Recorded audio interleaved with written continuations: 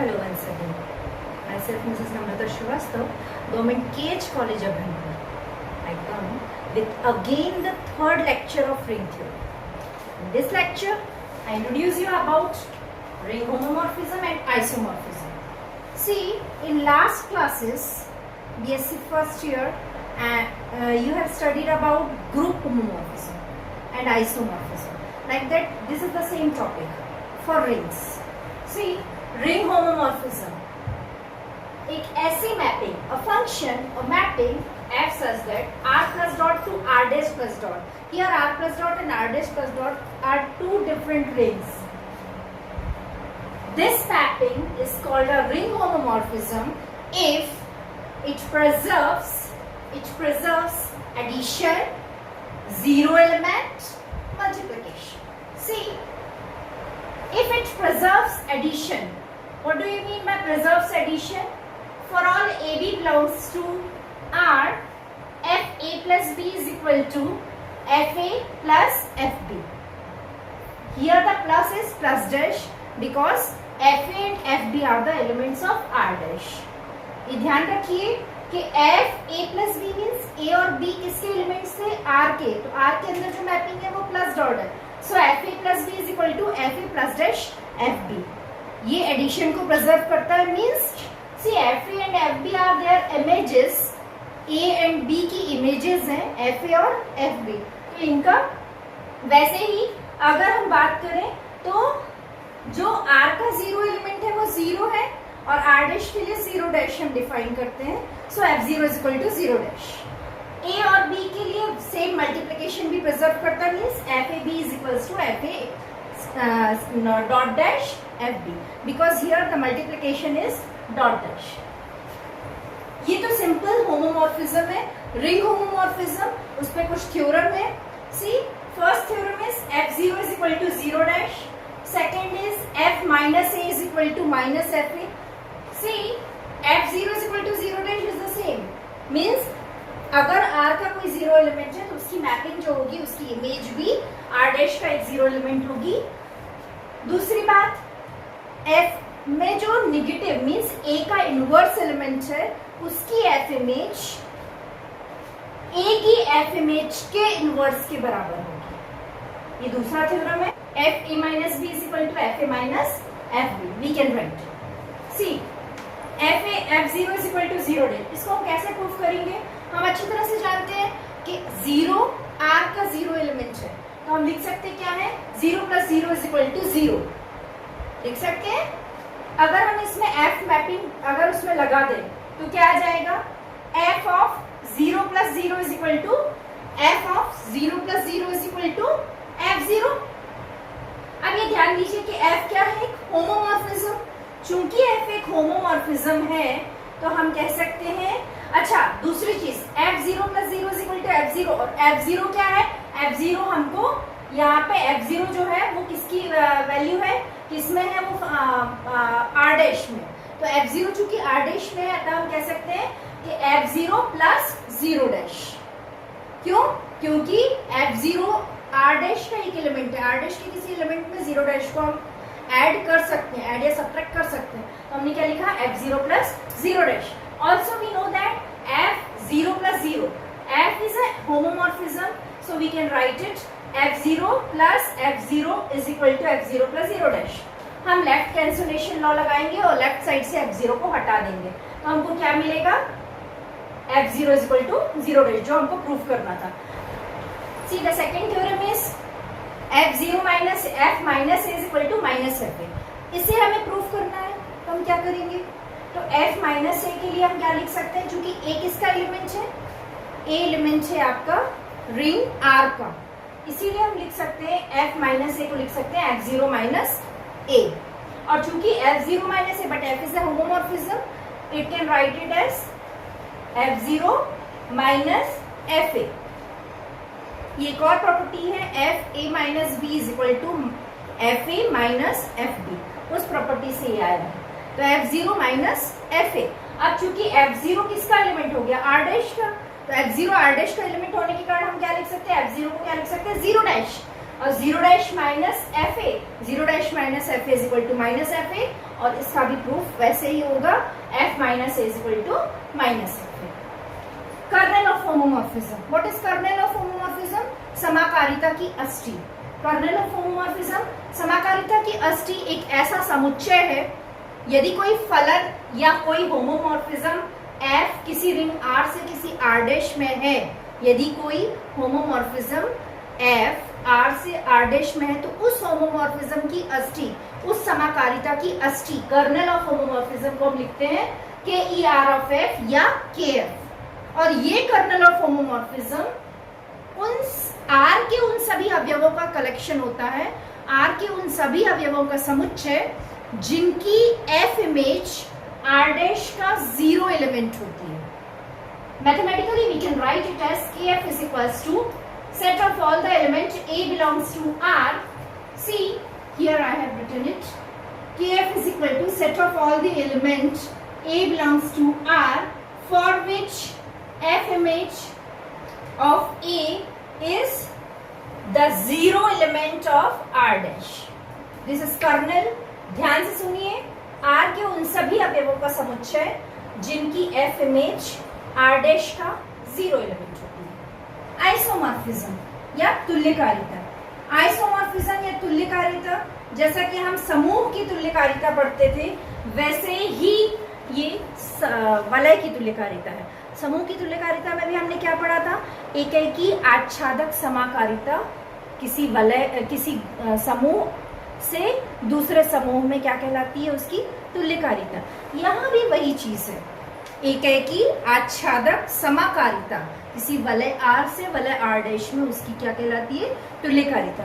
इसमें मैंने नहीं लिखा है, पर तुल्यकारिता में भी यही 3-4 थ्योरम होते हैं जो कुछ इसी प्रकार प्रूफ होते हैं, क्योंकि तुल्यकारिता में स्पेसिफिकली 1 ऑन 2 ऐड हो जाता है, बाकी है तो वो भी homomorphism.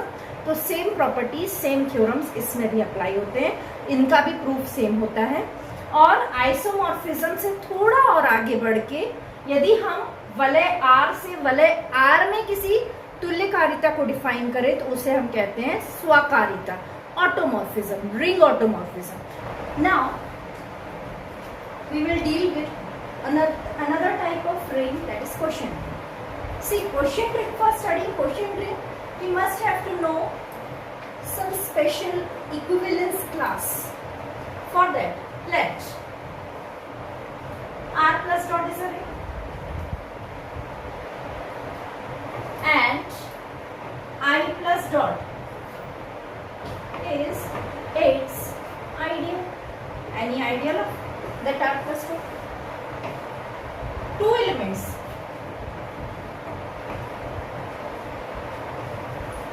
AB belongs to R are called equivalent.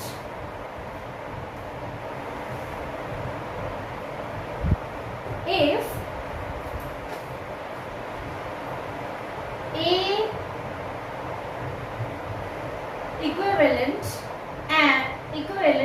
and written as two element A and B are called equivalent if, see, A is equivalent to B if their difference A minus B belongs to I. अगर ऐसा हो तो A और B क्या कहलाएंगे? तुल्यकारी, equivalence.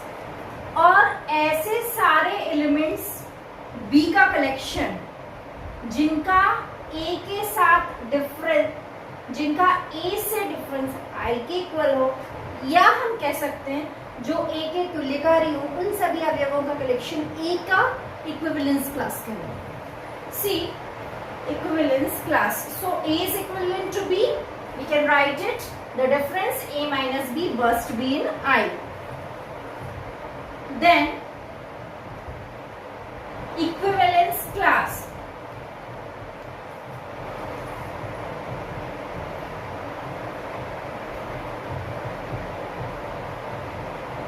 of A, equivalence class of A कैसे लिखेंगे हम? Written as A is equal to collection of all the elements D belongs to R, या कुछ और भी डिफाइन कर सकती हूँ, R belongs to R, collection of all the elements R belongs to R, कैसे? such that A minus R belongs to I. एक ideal I के सेंस में A और R दोनों क्या कहलाएंगे? इक्विवेलेंट है, और ऐसे सारे R का जो कलेक्शन वो A की क्या कहलाएगा? Equivalence class. और इन इक्विवेलेंस क्लासेस के लिए, ऐसे इक्विवेलेंट एलिमेंट्स के लिए, ऐसे इक्विवेलेंस क्लासेस का जो कलेक्शन होता है वो क्वोशिएंट रिंग के फॉर्म में एक एडिशन और मल्टीप्लिकेशन के साथ क्वोशिएंट रिंग फॉर्म करता है। See we can write it as R by I plus dot, और R by I plus dot के अवयव कैसे होंगे? सी R by I में कैसे अवयव होंगे? R by I is the collection of all A plus I, collection of all A plus I such that A belongs to R। और इसमें एडिशन और मल्टीप्लिकेशन उसी तरह प्रिजर्व होगा। फॉलोस, क्या फॉलो करेगा?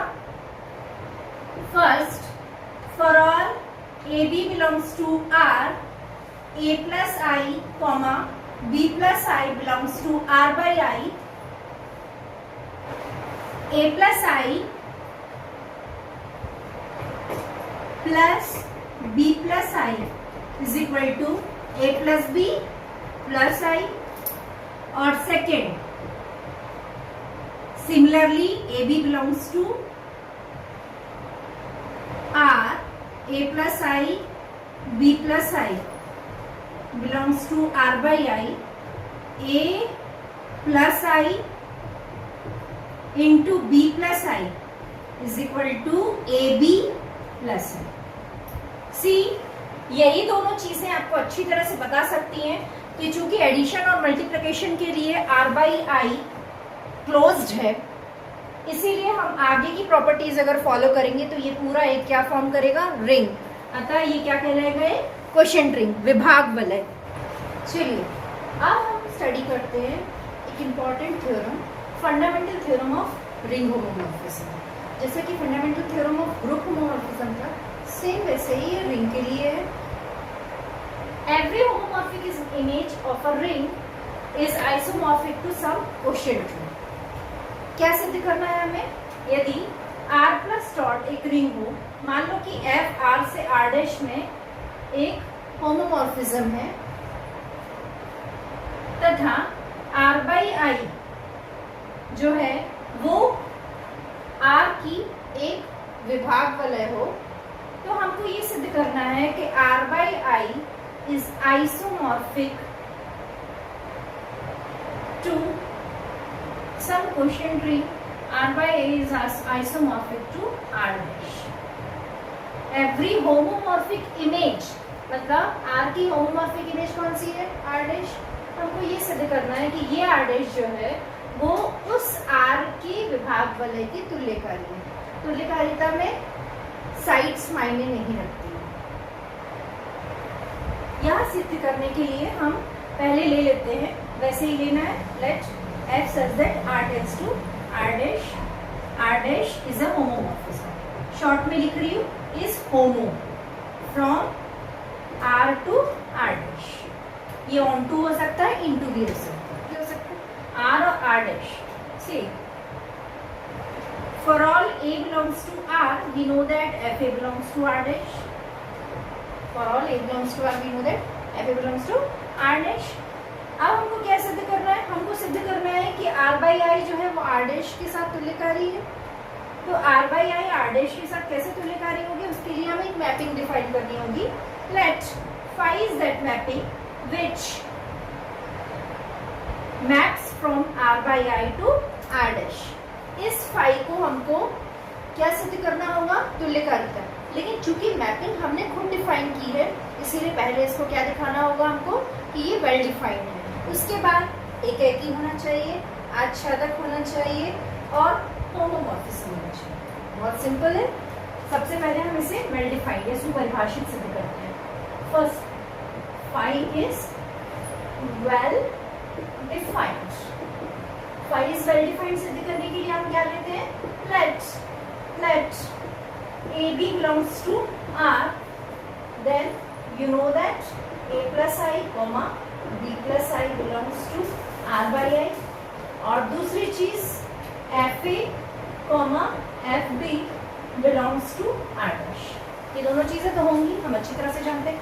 अच्छा एक बात कहो, त्रिकारिता सिद्ध करने के लिए fundamental theorem of ring homomorphism में आइडियल जो है वो आइडियल एक तरह से एक कर्नल का भी वर्क करता है। तो यहाँ पे ये ध्यान दीजिए कि हमने ऐसा लिया, वेल डिफाइंड सिद्ध करने के लिए हमको इन्हीं दो एलिमेंट्स आर बाई आई के दो अवयव को बराबर लेके चलेंगे, A plus I is equal to B plus I, और हमें सिद्ध करना होगा कि इनकी फाई इमेज भी आपस में बराबर है, मतलब phi A plus I is equal to phi B plus I. A plus I is equal to B plus I implies what we have, a minus b belongs to I implies f of a minus b is equal to f0, which implies f of a minus f of b is equal to 0 dash, which implies f a is equal to f b, और f a और f b किसके बराबर है, phi a plus I is equal to phi b plus I। ये तो well defined हुआ 1 1 on 2। Second हमको क्या सिद्ध करना है, फाई इज 1 1। फाई इज 1 1 कैसे सिद्ध करेंगे, इसका जस्ट अपोजिट हमको क्या लेके चलना है कि फाई इमेजेस बराबर है और एलिमेंट्स बराबर है, इन्हीं को उल्टा कर देना। Phi A plus I is equal to phi B plus I लेके चलना, एलिमेंट्स वही लेने हैं, उल्टा चलिए। Phi A plus I is equal to phi B plus I implies F A is equal to F B, F A is equal to F B implies F A minus F B is equal to 0 dash, F A minus F B is equal to 0 dash मतलब F A minus F B is equal to F 0, F A minus B is equal to 0 मतलब A minus B belongs to I, A plus I is equal to B plus I. मतलब हमको क्या लेके चलना है, 1 1 सिद्ध करने के लिए phi A plus I is equal to phi B plus I implies a plus I is equal to b plus I, just इसका opposite। Third one, phi is onto, phi को onto सिद्ध करने के लिए हम क्या करेंगे, तो onto कब होगा, onto के लिए हमको अच्छी तरह से पता है कि r by I के प्रत्येक अवयव के लिए जो r डैश है उसमें सारे अवयव इमेजेस होने चाहिए, मतलब आर डैश का कोई भी अवयव ऐसा नहीं होना चाहिए जो आर बाई आई के किसी अवयव की इमेज ना हो। डबल इमेज नहीं होगी, नहीं तो फंक्शन ही नहीं होगा। किसी भी अवयव के पास डबल इमेज नहीं हो सकती, यूनिक्यूनेस तो होनी चाहिए, बट आर डैश के proत्येक अवयव को किसी न किसी की इमेज जरूर होनी चाहिए। तो हम ये लेके चलते हैं इसमें ऑन टू के लिए, for all A belongs to R, f a belongs to r dash, there exists a plus I belongs to r by I such that phi a plus I is equal to f a। ये हो गई हो। Third one is, fourth one is sorry, phi is homomorphism, short में लिख रही हूँ होमो, phi is homomorphism। ये कैसे सिद्ध होगा, let a plus I b plus I belongs to R by I, तो क्या होगा, हमको ये सिद्ध करना है कि phi A plus I plus B plus I is equal to phi A plus I plus phi B plus I. तो कैसे सिद्ध होगा, phi A plus I plus B plus I is equal to phi A plus B plus I. हम ऐसे भी लिख सकते हैं, phi A plus B plus I को हम क्या लिख सकते हैं, फाई, अच्छा phi A plus B plus I को हम क्या लिख सकते हैं, एफ ए प्लस बी, और f तो होमोमॉर्फिज्म है, ये लिखा जा सकता है F A plus F B, पर F A plus F B की वैल्यू क्या है, फाई, एफ ए की वैल्यू कितनी है, फाई ए प्लस आई, और एफ बी की वैल्यू कितनी है, फाई बी प्लस आई।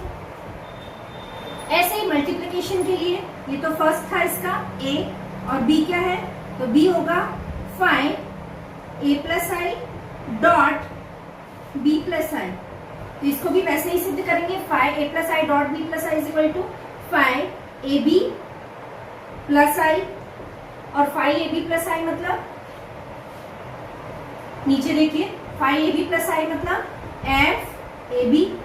अब एफ तो होमोमॉर्फिज्म है तो लिख सकते हैं एफ ए एफ बी, और एफ ए मतलब फाई ए प्लस आई और एफ बी मतलब इंटू फाई बी प्लस आई। अतः फाई क्या होगा, एक आइसोमॉर्फिज्म, किससे, आर बाई ए से आर डैश।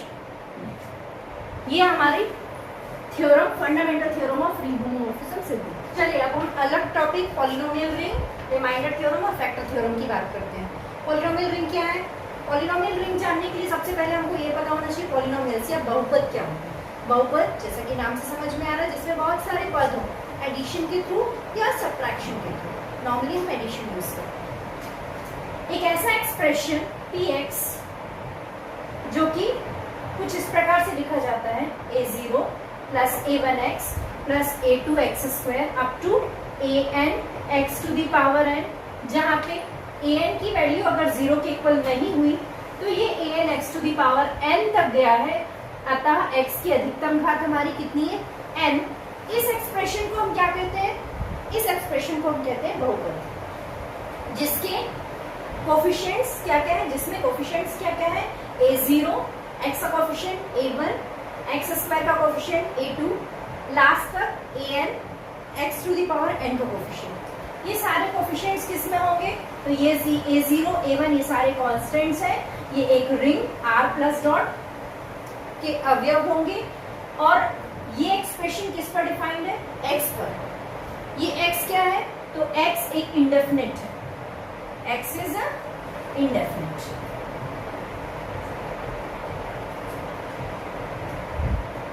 या इसको एक सिंपल से लैंग्वेज में x क्या है, वेरिएबल, चर, जिसकी घातें बढ़ती हुई घातों के फॉर्म में ये पॉलिनोमियल लिखा जाता है, ये बहुपद लिखा जाता है।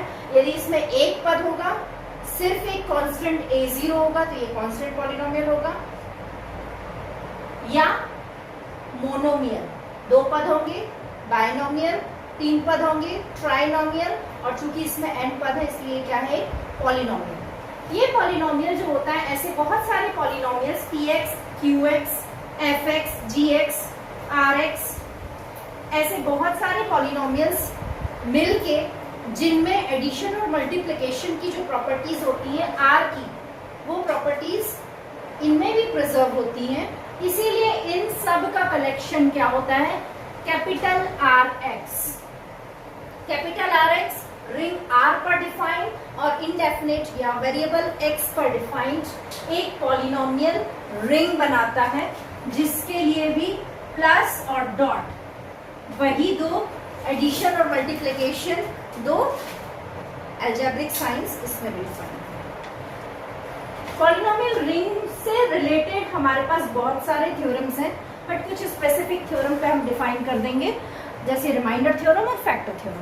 व्हाट इज रिमाइंडर थ्योरम या शेषफल प्रमेय? रिमाइंडर थ्योरम, रिमाइंडर थ्योरम इसको हम हिंदी में कहते हैं शेषफल प्रमेय। रिमाइंडर थ्योरम जो कि हमारा डिवीजन एल्गोरिथम है, डिवीजन एल्गोरिथम हम पहले भी पढ़ चुके हैं, भाज्य बराबर भाजक गुणित भागफल धन शेषफल, वही चीज यहाँ पे पॉलिनोमियल्स के लिए डिफाइन है, कोई स्पेसिफिक नहीं है। यदि यहाँ हम रिमाइंडर थ्योरम एक मोनोमियल x माइनस ए से किसी पॉलिनोमियल को डिवाइड करते हैं तो हमको रिमाइंडर क्या मिलता है, ये उस पर है। सीधी सी बात है, वो रिमाइंडर क्या होगा, एक कांस्टेंट। क्यों? लेट रिमाइंडर थ्योरम क्या कहता है, यदि if any polynomial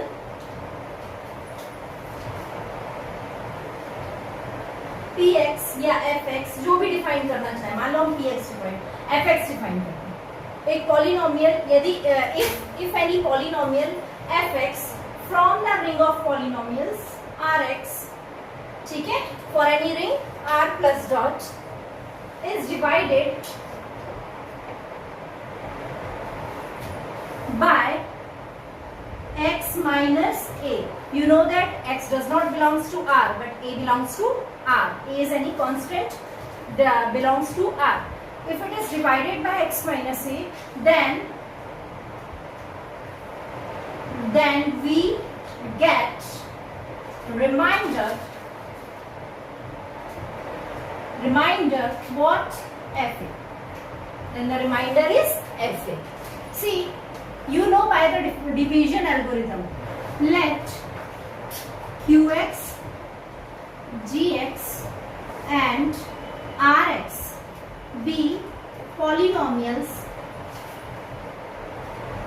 from Rx, ring Rx, by division algorithm.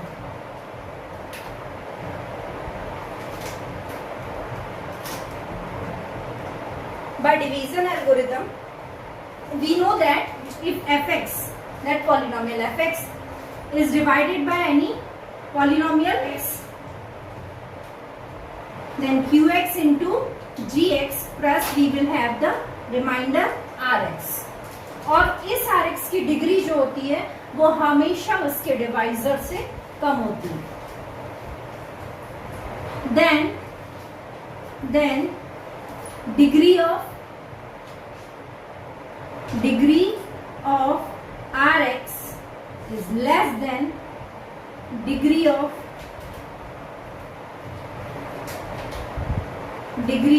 Gx. जो उसका डिवाइजर है उसकी डिग्री से रिमाइंडर की डिग्री हमेशा कम होती है. अब सी, यहाँ हम डिग्री, यहाँ पे हम डिवाइजर कौन सा ले रहे हैं? x माइनस ए. किससे डिवाइड कर रहे हैं? x माइनस ए. और x माइनस ए क्या है? एक 1 डिग्री पॉलिनोमियल. डिग्री 1 है उसकी, क्योंकि x के पावर कितना है? हाईएस्ट पावर 1 है. तो 1 डिग्री पॉलिनोमियल होने के कारण but here gx is equal to x minus a, having degree what? 1. So degree of Rx या तो 0 होगी या लेस देन 1 होगी. आप अच्छी तरह से जानते हैं कि डिग्री ऑफ Rx अगर 1 नहीं है तो सीधी सी बात है 0 ही होगी. तो अगर डिग्री ऑफ Rx की वैल्यू कितनी होगी? 0. और डिग्री ऑफ Rx 0 होने के कारण क्या होगा? सो Rx मस्ट बी, क्या होगा? Rx must be constant polynomial. और Rx यदि कांस्टेंट पॉलिनोमियल है तब हम Rx को क्या लिख सकते हो? कैन बी रिटन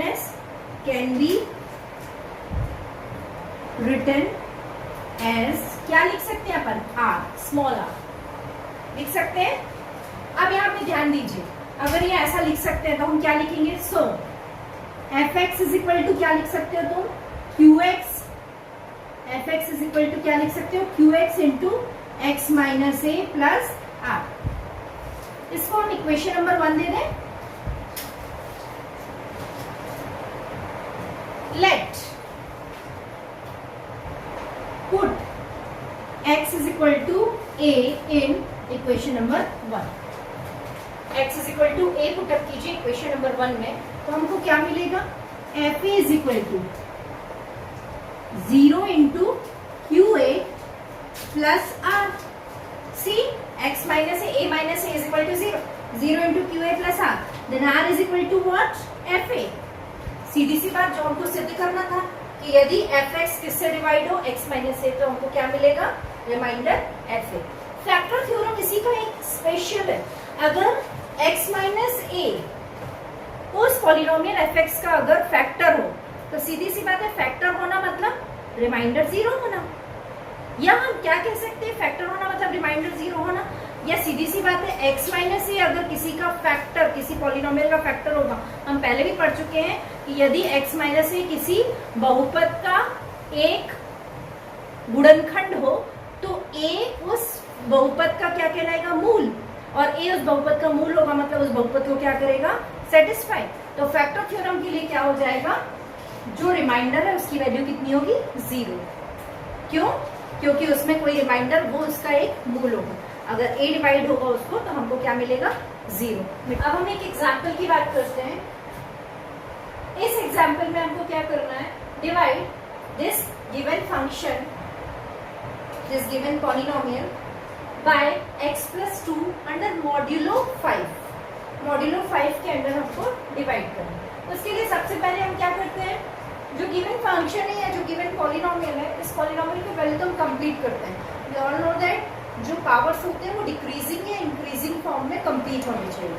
जैसे x टू पावर 5, फिर क्या दिया है 2x स्क्वायर, बीच के terms x cube, x to power 4, ये जो टर्म्स है इनके लिए मैंने इसको कंप्लीट कर दिया 0 से मल्टीप्लाई करके. ये कंप्लीट होने के बाद फिर इसको डिवाइड करने के लिए हमारे पास 2 से 3 मेथड है. तो फिर हम सामान्य सूत्र विधि का उपयोग करते हैं. सामान्य सूत्र विधि क्या बोलती है? उसके लिए हमको सिर्फ इनके कोफिशिएंट्स लिखने हैं. अब हम इसमें इनके मल्टीपल्स को लिखेंगे. तो x टू पावर 5 का multiple 1, x to the power 4 का मल्टीपल 0, फिर x टू द पावर 3 का मल्टीपल फिर से 0, फिर x टू द पावर 2 का मल्टीपल कितना 2, फिर x टू द पावर 1 का मल्टीपल कितना -1, और लास्ट कांस्टेंट टर्म 4. इनको इतनी डिस्टेंस पे लिखने का रीजन अभी आपको समझ में आ जाएगा. इनके नीचे नेक्स्ट नंबर आएगा. ध्यान दीजिए, जब हम -2 से इसको डिवाइड कर रहे हैं तो कैसे होगा. -2 से जब हम इसे डिवाइड करेंगे तो पहला number 1 as it is. 1 into -2 is equal to what -2. But -2 जो नेगेटिव नंबर है वो एज इट इज -2 नहीं लिखा जाएगा. इस -2 को हम इससे बड़ा 5, एक्चुअली मॉड्यूलो 5 में हम निकाल रहे हैं. अगर नॉर्मल करते तो हम एज इट इज ऐड कर देते, 0 -2 लिखते तो वही चीज आ जाती. बट -2 यहाँ पे मॉड्यूलो 5 में हो रहा है, तो मॉड्यूलो 5 में हो रहा है इसलिए -2 की जगह पे क्या लिखा जाएगा, -2 की जगह पे लिखा जाएगा 3 mod 5. बैलेंस करोगे 5 से तो कितना आएगा 3, 3 बचेगा 3 mod 5. मतलब -2 प्लस 0 तो as it is -2 which is equal to 3 mod 5. ऐसा क्यों हो रहा है? ऐसा इसलिए हो रहा है क्योंकि मॉड्यूलो 5 की बात हो रही है. अगर सिंपल होता तो -2 प्लस 0 इज इक्वल टू -2, फिर -2 इंटू -2 इज इक्वल टू इधर आता. पर चूंकि ये मॉड्यूलो 5 है तो मॉड्यूलो 5 इसलिए 5 से बैलेंस होकर लिखा जाएगा. अब -2 को -2 से मल्टीप्लाई नहीं करेंगे, हम किससे मल्टीप्लाई करेंगे, -2 को 3 से मल्टीप्लाई करेंगे. 3 इंटू -2 इज इक्वल टू -6. पर ये फिर से एक नेगेटिव नंबर आया. -6 को हम 5 से बैलेंस नहीं कर सकते क्योंकि हमेशा उस नंबर को उससे बड़े, नेगेटिव है तो उससे बड़े से बैलेंस करते हैं. तो कैसे होगा, तो -6 से बड़ा क्या नंबर है 10. 5 का मल्टीपल नेक्स्ट दैट इज 10. तो 10 से बैलेंस होगा -6 तो कितना आ जाएगा आपका 4 mod 5. 4 mod 5 आएगा as it is 0 plus -6 is equal to -6 which is equal to 4 mod 5. ध्यान दीजिए 4 mod 5 के 4 से फिर से -2 का मल्टीप्लिकेशन तो कितना हो जाएगा -8, और -8 फिर से 10 से बैलेंस होगा तो कितना आ जाएगा आपका 2 mod 5. पर -8 प्लस 2 -6, और -6 को क्या फिर से लिख सकते हैं हम 4 mod 5.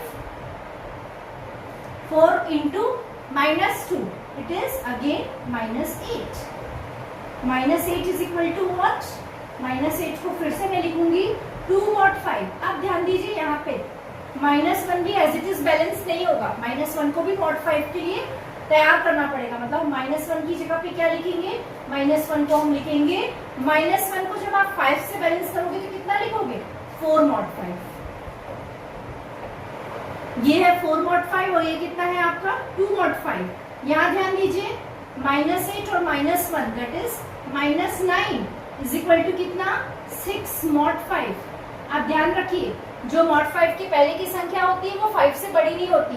6 mod 5 मतलब 5 के बाद 1, तो 6 mod 5 को हम क्या लिख सकते हैं 1 mod 5. ये हम ग्रुप्स में पढ़ चुके हैं. 6 को हम क्या लिख सकते हैं 1 mod 5. अब फिर 1 से हम, ना कि 6 से, 1 से हम -2 को मल्टीप्लाई करेंगे तो क्या लिखेंगे 1 इंटू -2 इज इक्वल टू -2. फिर -2 आया, -2 को क्या लिखेंगे अपन, -2 को हम लिखेंगे 3 mod 5. और ध्यान दीजिए 4 - 2 इज 2. 4 - 2 इज 2, और 2 मतलब पॉजिटिव 2 नॉट नेगेटिव 2. पॉजिटिव 2 है, नेगेटिव 2 होता है तो घट जाता है, पॉजिटिव 2 होता है तो बढ़ जाता है, जुड़ जाता है. मतलब ये पॉजिटिव 2 क्या लिखेंगे 5 + 2 मतलब 7. तो हम क्या लिखेंगे 7 mod 5. और 7/5 2 और 7/5 ये क्या होगा उसका रिमाइंडर, और भागफल क्या आएगा उसका कोशेंट, उसके जो मॉड्यूलो के पहले के नंबर्स थे उन्हीं को लेना है। क्या बनेगा x⁴ 3x³ 4x² plus 4x plus 1 और रिमाइंडर क्या होगा r = 2।